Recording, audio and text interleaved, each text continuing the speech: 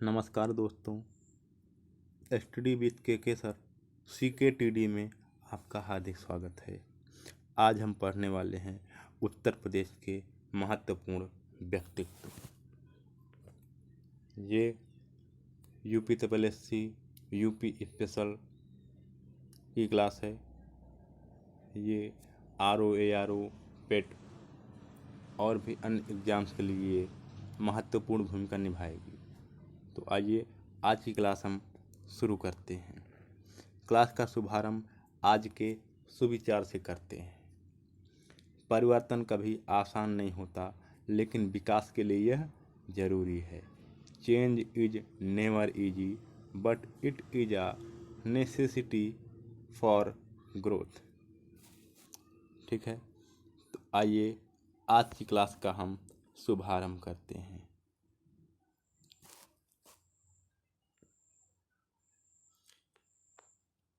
हमारे पहले महान व्यक्ति हैं मंगल पांडे। तो आइए शुरू करते हैं।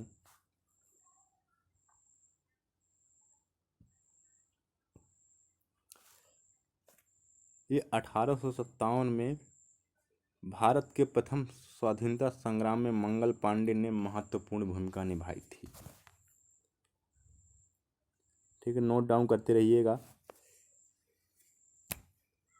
ये कहाँ से थे? ये बलिया जिले के थे। कहाँ से थे? बलिया। इनका जन्म कहाँ हुआ था? बलिया। ये एक महत्वपूर्ण जिला है। ठीक है, यहीं से ही 1942 में जब भारत छोड़ो आंदोलन हुआ था, तब यहीं से एक हमारे क्रांतिकारी थे चित्तू पांडे। ये भी यहीं से थे।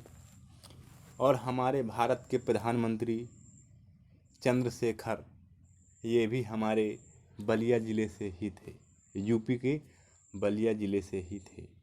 और चंद्रशेखर को युवा तुर्क की उपाधि भी दी गई थी। ठीक। अच्छा, एक बात बताइए, बलिया का फेमस डिश क्या है? अगर पता हो तो कमेंट सेक्शन में ज़रूर बताइएगा।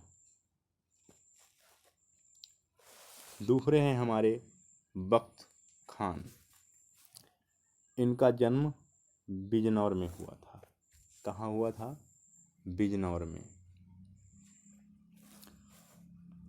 ये ईस्ट इंडिया कंपनी में सेना में सूबेदार थे।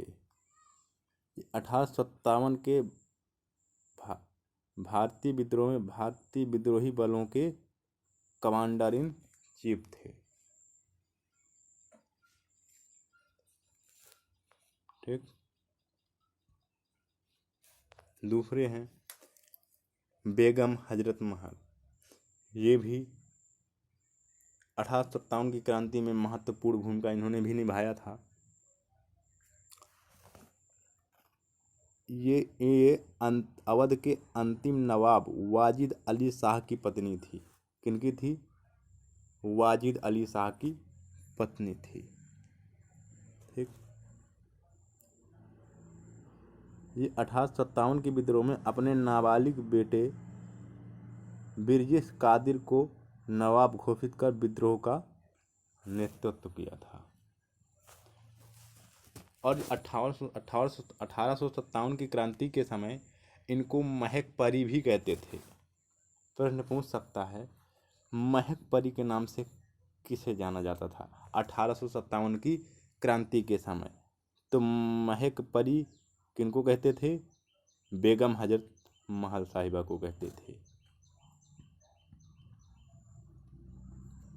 इनको महक परी भी कहते थे। गवर्नर जनरल डलहौजी ने इनके पति को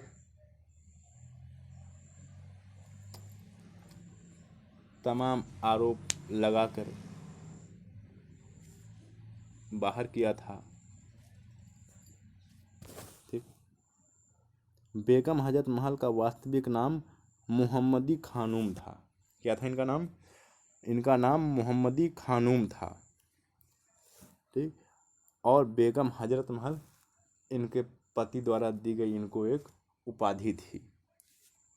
इनका वास्तविक नाम मोहम्मदी खानूम था। ठीक।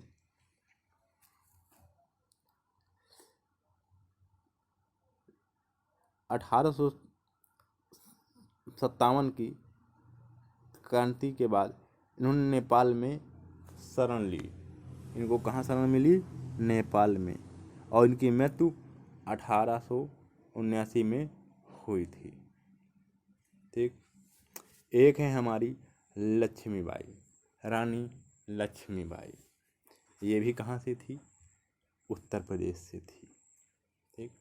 अच्छा बताइएगा, खूब लड़ी मर्दानी वह तो झांसी वाली रानी थी। ये कविता किसने लिखी है?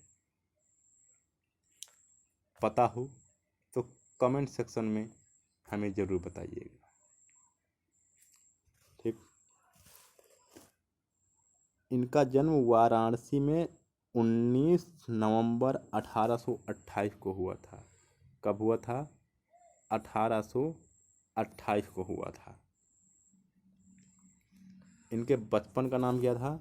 इनके बचपन का नाम था मणिकर्णिका, और प्यार से इन्हें मनु कहते थे। ठीक है। नाम इनका बचपन का था मणिकर्णिका, और इनको प्यार से क्या कहते थे? मनु कहते थे। इनका जन्म कब हुआ था? 19 नवंबर 1828 को हुआ था। इनकी माता का नाम भागीरथी बाई और पिता का नाम मोरोपंत तांबे था। माता का नाम क्या था? भागीरथी बाई, और पिता का नाम मोरोपंत तांबे था।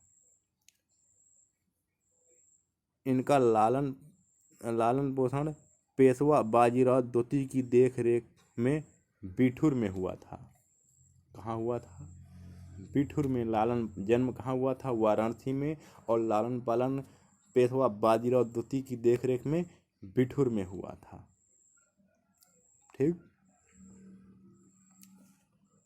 और 1842 में इनका विवाह झांसी के मराठा राजा गंगाधर राव नेवालकर के साथ हुआ था। किनके साथ हुआ था? राजा गंगाधर राव नेवालकर के साथ हुआ था। ठीक। इनका पुत्र भी हुआ था, लेकिन कुछ समय पश्चात इनके पुत्र का देहांत हो गया, और बीमारी के चलते राजा गंगाधर राव जी का भी निधन हो गया। ठीक। और इनका दत्तक पुत्र, जिनका नाम क्या था? दामोदर राव था। इनको इन्होंने एडॉप्ट किया, लेकिन गंगाधर राव की मृत्यु के बाद डलहौजी ने हड़प नीति द्वारा झांसी को 7 मार्च 1854 को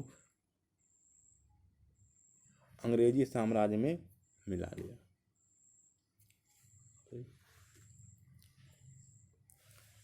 और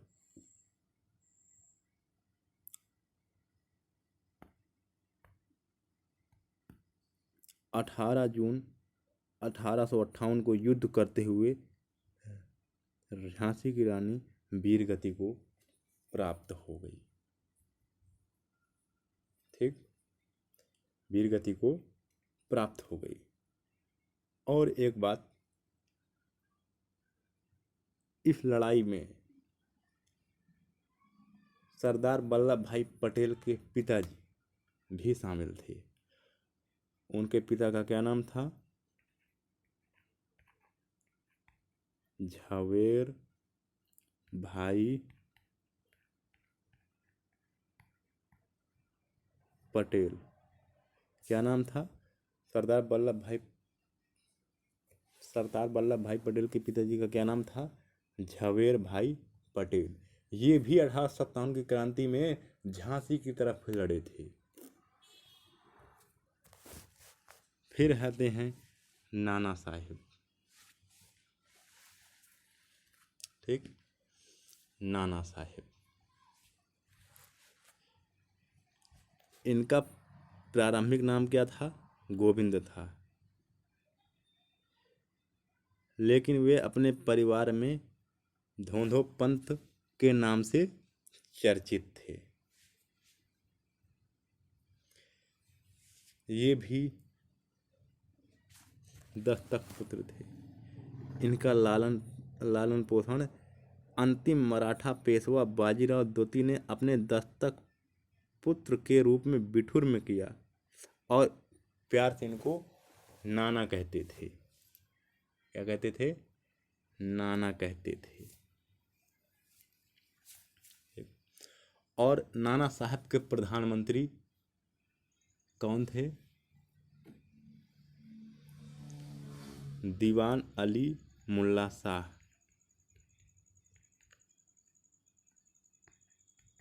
दीवान अली मुल्ला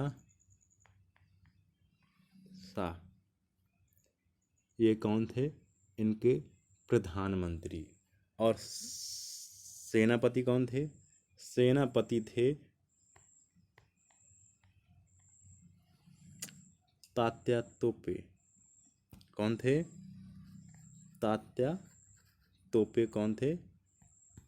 इनके सेनापति थे।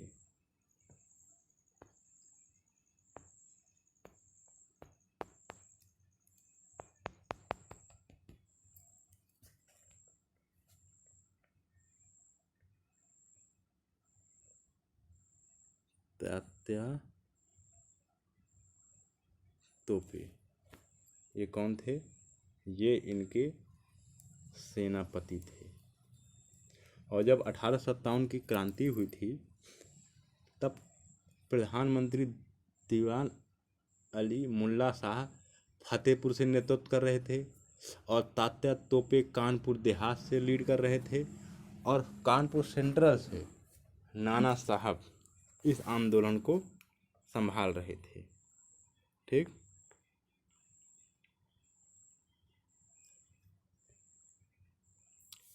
ये सारे मनु, झांसी की रानी लक्ष्मीबाई जिनको बोलते हैं, तात्या तोपे, नाना साहब, ये सारे कौन थे? ये एक ही साथ पले बड़े हैं। तलवारबाजी, घुड़सवारी सब इन्होंने साथ में ही सीखी थी। ठीक, तो क्या पढ़ते हैं आगे। अंग्रेजों द्वारा पेशवा पद समाप्त किए जाने और अन्य कई कारणों से असंतुष्ट नाना ने 1857 के विद्रोहियों का कानपुर से नेतृत्व किया था। अंग्रेजों ने इन्हें पकड़ने के लिए 1 लाख रुपए का इनाम रखा था। उस समय बहुत बड़ी कीमत होती है, इनको पकड़ने का 1 लाख रुपए इनाम रखा था। अंततः वे नेपाल के जंगलों में चले गए और जब ये चले गए नेपाल के जंगलों में तब इनके सेनापति तात्या तोपे किनकी सेना में चले गए? रानी लक्ष्मीबाई, उनके साथ सम्मिलित हो गए। ठीक, तो अब आगे हमारा महान व्यक्तित्व और महान व्यक्ति कौन है? तात्या तोपे। तात्या टोपे का वास्तविक नाम रामचंद्र पांडुरंग था। क्या नाम था?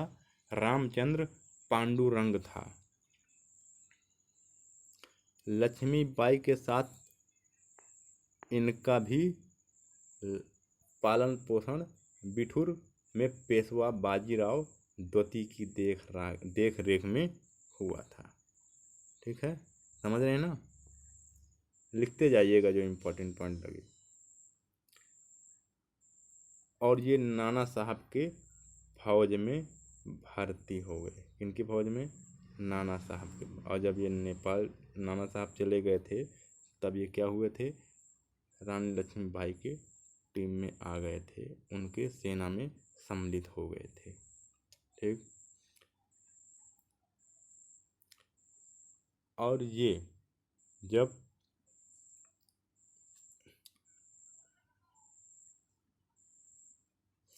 रानी लक्ष्मीबाई वीरगति को प्राप्त हो गई थी, तब ये कहाँ, ये चंबल के इलाकों में छुप गए थे, जंगलों में छुप गए थे। पर इन्हीं के एक वफादार साथी मान सिंह ने धोखा दिया और राजा बनने के चक्कर में तात्या टोपे को अंग्रेजों को पकड़वा दिया। अर्थात हमारे देश में जितने देशभक्त थे उतने ही उनकी मुखबरी करने वाले देशद्रोही भी थे। ठीक, तो जब ये पकड़वा दिए गए, नरवर के राजा मान सिंह ने धोखा देने के कारण इन्हें गिरफ्तार कर लिया गया और अप्रैल 1859 में फांसी पर चढ़ा दिया गया। फिर आते हैं राम प्रसाद बिस्मिल। ये बिस्मिल के नाम से कविताएं एवं काव्य पाठ लिखा करते थे। इनका नाम था पंडित राम प्रसाद बिस्मिल। इनका जन्म शाहजहांपुर में 1897 में हुआ था। कब हुआ था? 1897 में शाहजहांपुर में हुआ था। ठीक, और अशफाक उल्लाह खां भी कहाँ से थे? वो भी शाहजहांपुर से थे।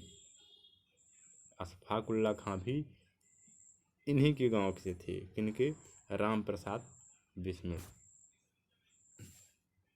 इनके पिता मुरलीधर और माता मूलमती की दूसरी संतान थे।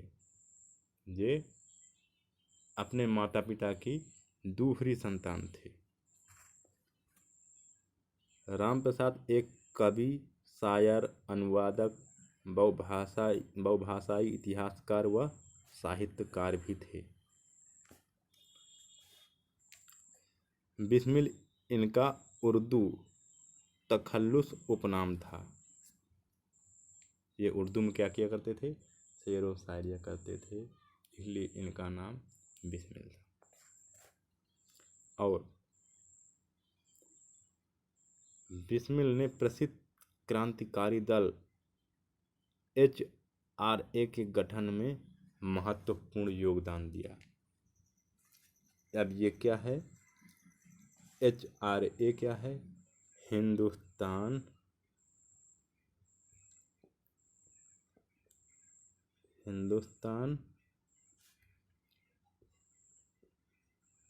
रिपब्लिकन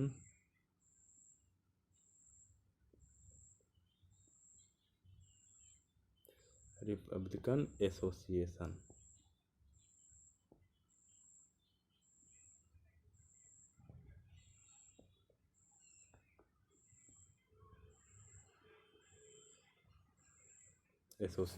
HRA क्या है? Hindustan Republican association. ठीक, और ये इनकी पार्टी क्रांति की बात किया करती थी। और इसमें HRA में कौन कौन सम्मिलित थे? राम प्रसाद बिस्मिल, अशफाक उल्लाह खां, चंद्रशेखर आज़ाद, रोशन सिंह। इन चारों के सहयोग से बना था HRA। क्या बना था? HRA बना था। राम प्रसाद बिस्मिल ने काकोरी कांड 9 अगस्त 1925 में महत्वपूर्ण योगदान दिया। अब काकोरी कांड को किस नाम से जाना जाता है? कमेंट सेक्शन में जरूर बताइएगा। काकोरी कांड के लिए इन्हें 1927 में गोरखपुर जेल में फांसी दी गई। क्या किया गया? इनको फांसी दी गई। अच्छा, ये बताइए सर, इनके दो प्रसिद्ध गीत हैं। सरफरोशी की तमन्ना अब हमारे दिल में है, देखना है जोर कितना बाजुए कातिल में है। ये किनका गीत है? ये गीत राम प्रसाद बिस्मिल का गीत है। और एक और गीत है इनका, वो है मेरा रंग दे बसंती चोला। ये दो गीत, वैसे इन्होंने लिखा बहुत सारे हैं, बहुत सारे गीत कविताएं लिखी हैं, लेकिन ये इनकी उस क्रांति की लड़ाई में, उस आज़ादी की लड़ाई में इनके ये दो गीत महत्वपूर्ण भूमिका निभाते थे। आज भी सुनते हैं तो एकदम शरीर में जोश जैसे आ जाता है। तो ये किनके गीत थे? ये इन्हीं के गीत थे।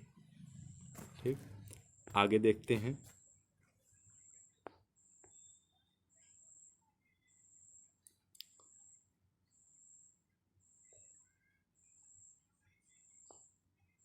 फिर हैं चंद्रशेखर आजाद। कौन है? चंद्रशेखर आजाद।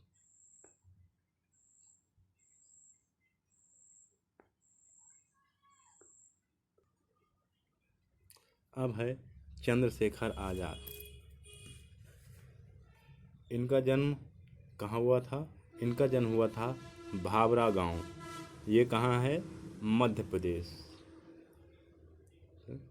लेकिन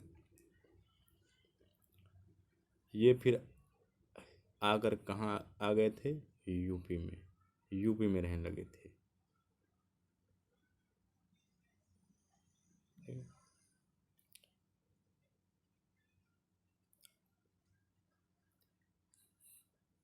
जब ये काशी में चंद्रशेखर आजाद, मनमथनाथ गुप्त और प्रणवेश चटर्जी के संपर्क में आए और क्रांतिकारी दल के सदस्य बन गए। किसके बन गए? क्रांतिकारी दल के सदस्य बन गए। चंद्रशेखर आजाद HRA के प्रमुख सदस्य थे। काकोरी कांड में उन्होंने महत्वपूर्ण योगदान दिया। काकोरी कांड में इन्होंने महत्वपूर्ण योगदान दिया। और जब HRA टूटा तब इन्होंने क्या किया? एक नई पार्टी बनाई और उसका नाम क्या रख दिया? HSRA। 1928 में चंद्रशेखर आजाद ने भगत सिंह के साथ मिलकर HSRA का निर्माण किया। चंद्रशेखर आजाद, भगत सिंह, जयदेव कपूर, इन लोगों के साथ मिलकर इन्होंने HSRA का गठन किया। इसका नाम क्या है? HSRA का पूरा नाम है हिंदुस्तान सोशलिस्ट रिपब्लिकन एसोसिएशन। क्या नाम है?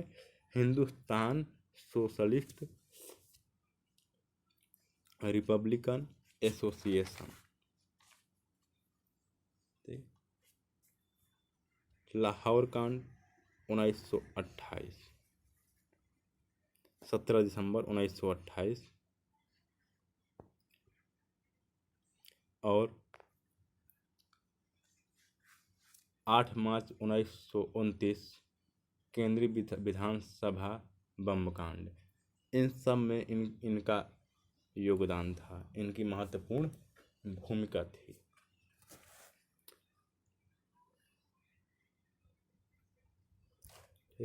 चंद्रशेखर आजाद ने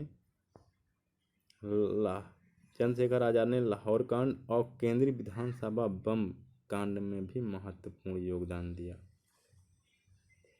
और 27 फरवरी 1931 को अल्फ्रेड पार्क में पुलिस के हुई गोलीबारी में चंद्रशेखर आजाद ने स्वयं को गोली मार ली और वीरगति को प्राप्त हो गए।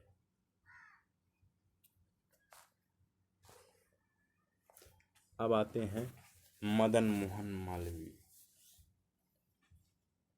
ये भी एक यूपी के महान शख्सियत और महान राजनेता थे। इनका जन्म 25 दिसंबर 1861 को इलाहाबाद, अब प्रयागराज में हुआ था। 25 दिसंबर 1861 को इलाहाबाद, अब प्रयागराज में हुआ था। ये भारत के पहले और अंतिम व्यक्ति थे जिन्हें महामना की सम्मानजनक उपाधि से विभूषित किया गया। ये पहले व्यक्ति थे भारत के जिन्हें महामना की सम्मानजनक उपाधि से विभूषित किया गया।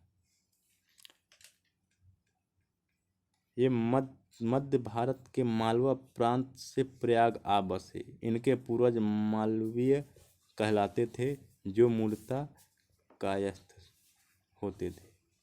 ठीक, ये मूलतः कायस्थ होते थे।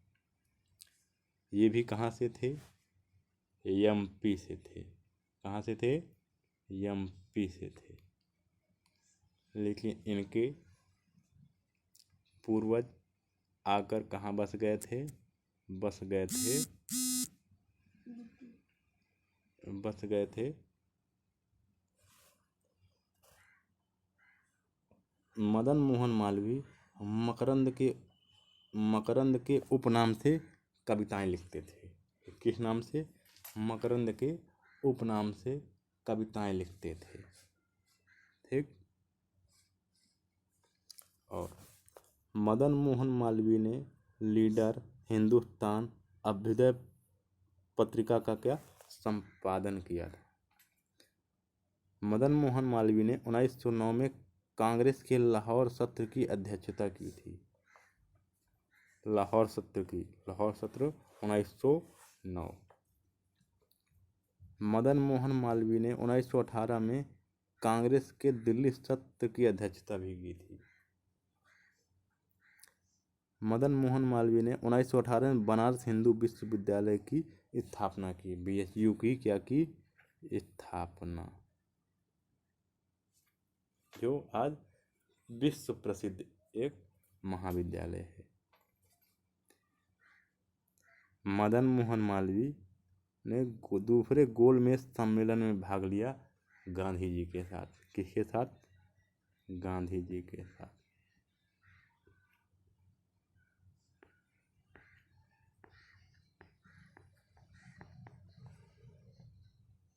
गांधी जी के साथ इन्होंने क्या किया? दूसरे गोलमेज सम्मेलन में भाग लिया। तो ये थे आज के हमारे महान व्यक्तित्व।